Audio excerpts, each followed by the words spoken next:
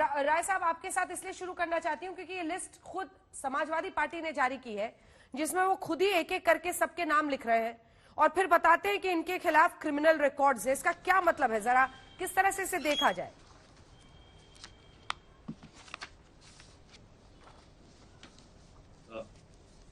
ये 2021 की है, आज तक की। इसमें आपने एडीआर की रिपोर्ट का जिक्र किया है, जिसमें 140 विधायकों के पिछली विधानसभा के नहीं, उन्होंने name of the election, sir, जिसका भी नाम लिखा है, मैं आपको पढ़ के, जैसे उन्होंने ये खुद ही लिखा है, name of political party Samajwadi party, name of election UP assembly election 2022, फिर उन्होंने मेरठ से। जी, अब अपनी बात पूरी करें। आप अंजना, आप तो जानती हो कि मैं 2 शब्दों में सवाल समझ लेता हूँ, कम शब्दों में जवाब देता हूँ। जी जी, बताएं। 2021 की आपकी आज तक की एक रिपोर्ट है, एडीआर के सर्वे के आधार पर। इसमें यूपी की विधानसभा में 140 विधायकों के ऊपर उनको दागी बताया गया है। इसमें से 106 भाजपा के हैं, 49 सपा के हैं, 18 बीएसपी के हैं और 1 कांग्रेस का है। इन विधायकों का जिक्र है, लेकिन मेरा इसमें दूसरा कहना है। मेरा कहना है कि जो अपराधी हैं वो समाज जानता है उनको, उनके सबके नामों को जानता है, बिहार से लेकर उत्तर प्रदेश के। ठीक है। दुर्भाग्य क्या है, मैं एक नया सवाल उठा करना चाहता हूं कि आपका बड़ा चैनल है, हो सकता है बहुत से सांसद इत्यादि उसको सुन रहे हो। यह मैं बहुत बार ये बात कह चुका हूं। हम लोग जब छात्र नेता थे, पढ़ रहे थे, पढ़ने में अच्छे थे, हर चीज में अच्छे थे, खेल कूद से लेके डिबेट से लेके एनसीसी तक, हर चीज में। लेकिन छात्रों के सवाल पर जब लोगों को 1000-2000 छात्र को लेकर निकलते थे कलेक्टर से या वाइस चांसलर से मिलने के लिए, तो पुलिस की जो होती थी नहीं जाने देंगे। और उसके बाद लाठीचार्ज और गिरफ्तारी जाने कितनी बार हुई और कितने मुकदमे लगे, और वो सारे मुकदमे आईपीसी में ही लगते हैं।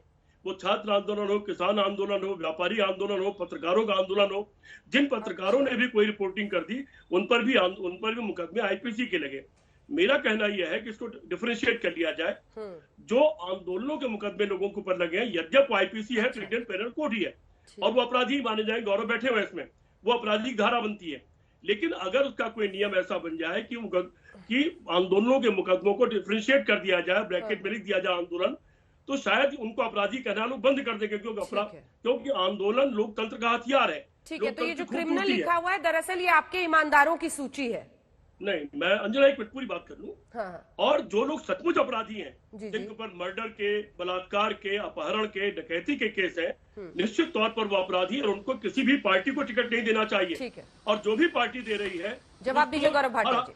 जनता को चुनाव हरा देना चाहिए। गौरव भाटिया जी, जवाब। आंदोलनों के मुकदमों को अपराधी नहीं कहना चाहिए। ठीक है, आंदोलनों के मुकदमों को आपराधिक नहीं कहना चाहिए, पॉइंट नंबर 1। पॉइंट नंबर 2, जो अखिलेश यादव ने कहा है कि आप लोग ही उनके नेताओं को सबको बुक कर रहे हैं, वरिष्ठ से वरिष्ठ नेताओं पर आप लोग लगातार थोपते रहे अलग अलग धाराएं।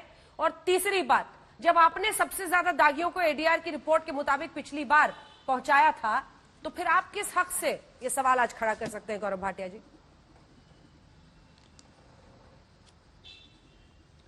अंजना जी, देखिए, सर्वप्रथम तो आज जो चर्चा का मुद्दा है, मैं उस पर आ जाऊं। आप हमेशा कहा करती थी कि भारतीय जनता पार्टी अगर इतना काम कर रही है, डबल इंजन की सरकार है, तो विकास पे चुनाव लड़के दिखाए। आज मुझे भारतीय जनता पार्टी का कार्यकर्ता होने के नाते बड़ा गर्व है कि हम विकास कर रहे हैं और एक प्रतिस्पर्धा चल रही है, चाहे वो सपा हो, चाहे कांग्रेस हो, चाहे एआईएमआईएम हो, मुस्लिम, अपराधी, दंगाई। और देखिए कैसे गलत तथ्य आपके चैनल पे रखे। अभी मैं एक एक करके पर्दाफाश करता हूं। सबसे पहले आज कांग्रेस पे जरूर बात करूंगा, उसकी एक वजह है। उत्तर प्रदेश का नागरिक देख रहा है कितनी ओछी राजनीति कांग्रेस पार्टी करती है। मौलाना तौकीर रजा ये कहते हैं कि अगर मुस्लिम युवाओं को गुस्सा आ गया तो भारत का नक्शा बदल देंगे। इनकी इतनी हैसियत नहीं है कि अपने घर का नक्शा बदल पाए, क्योंकि कानून का राज है, उसके लिए भी आपको अनुमति चाहिए होगी, और ये उकसाते हैं। और देखिए क्या होता है, कांग्रेस पार्टी वैसे तो उसका वजूद है नहीं। मुझे लगता था कि 400 सीटों पे जमानत जब्त होगी, अब मैं कह सकता हूं 403 पे जमानत जब्त होगी।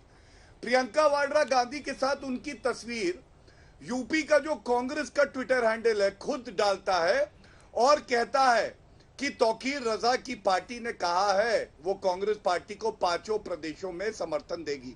तो पहले तो मेरा सवाल ये है कि जो व्यक्ति कहे कि हिंदुओं को हिंदुस्तान से निकाल देंगे अगर मुसलमान युवक को गुस्सा आया, वो प्रियंका वाड्रा गांधी के साथ है और आपको इसमें कुछ गलत नहीं लगता है। दूसरी बात, देखिए फर्क क्या आया उत्तर प्रदेश में, ये बहुत बड़ी बात है। एक और तस्वीर दिखाता हूं। मुख्तार अंसारी जो कि असलो के साथ थे। अंजना जी एक मिनट, बस एक मिनट, आपकी बात सुनूंगा। ये तस्वीर जरूर दिखाइए दर्शकों को, ये सपा पे है। हाँ, ये तस्वीर जरूर दिखाइए। ये फर्क आया है।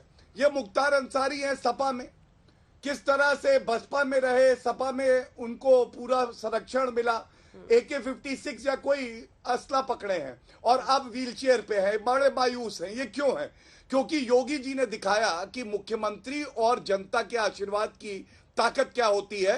बड़े से बड़ा माफिया भी कैसे, देखिए जेल की सलाखों के पीछे इनको बचा कौन रहा था? पत्नी को वारिस पठान साहब की पार्टी ने टिकट दे दिया है। जो थप्पड़ लगाया क्यों तब वारिस पठान पंजाब जी? से वो उत्तर प्रदेश, इनकी पत्नी को चुनावी मैदान में ला रहे हैं ना वारिस पठान साहब।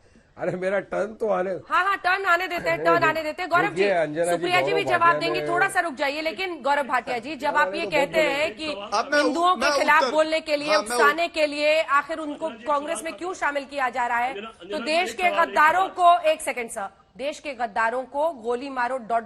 को कहने वाले इस देश के मंत्री बने हुए हैं। इस पर गौरव भाटिया जी आपके पास कोई जवाब है? मैं देता हूं उत्तर, मेरा भी जोड़ लीजिए। क्यों नहीं दूंगा, प्रवक्ता हूं, मेरा तो काम उत्तर देना है। हाँ, अभी आपका जोड़ेंगे, पहले आप आइए तो फिर जोड़ेंगे। देखिए अंजना जी, आपने कहा कि देश के गद्दारों को ... तो देश के गद्दारों को गले लगाना तो सिद्धू का काम है, ये काम तो चन्नी जी कर सकते हैं। लेकिन हम तो एक ही बात कहेंगे, अगर आपको तब भी आपत्ति है, आप FIR दर्ज कराइए और कार्रवाई करिए। मैं समझता हूं देश का हर नागरिक कहेगा कि देश के गद्दारों को सजा ही मिलनी चाहिए, उनको गले नहीं लगाना चाहिए। मेरा यार जीवे, इमरान जीवे, जनरल आओ मेरे गले लगो, जो हमारे सैनिकों का अपमान करे, ये कितना उचित है?